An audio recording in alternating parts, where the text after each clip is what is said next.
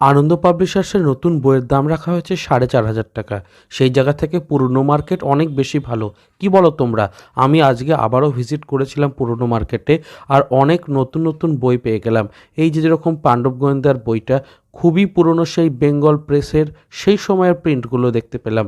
1 থেকে 3-4 খণ্ড পর্যন্ত ছিল, এবং ছবিগুলো সেই সময়কার ইলাস্ট্রেশনগুলো। কাজেই আমার এই জায়গাগুলো কিন্তু খুব ভালো লাগে। সংসদের বাংলা অভিধানও দেখতে পেলাম একটা, সুকান্ত রচনা সমগ্র পেয়ে গেলাম। সেখানে কিন্তু প্রচুর লেখা রয়েছে। বইটার কন্ডিশনও যথেষ্ট ভালো ছিল, এবং এই বইগুলোর দাম 20 টাকা, 25 টাকা, 30 টাকা এরকম দামে বিক্রি হচ্ছিল। সোনার কেল্লার এডিশনটাও পেয়ে যাচ্ছিলাম। তার সাথে প্রচুর ইংরাজি, বাংলা, জেনারেল নলেজের বই এবং ইংরাজি বেশ কিছু কম্পিটিটিভ এক্সামের বইও রয়েছে। সাথে দৈনিক স্টেটসম্যানের নতুন যে 1432 নববর্ষ সংখ্যা, সেটাও কিন্তু পাশের দোকানে দেখতে পেলাম। বেশ সুন্দর করেছে।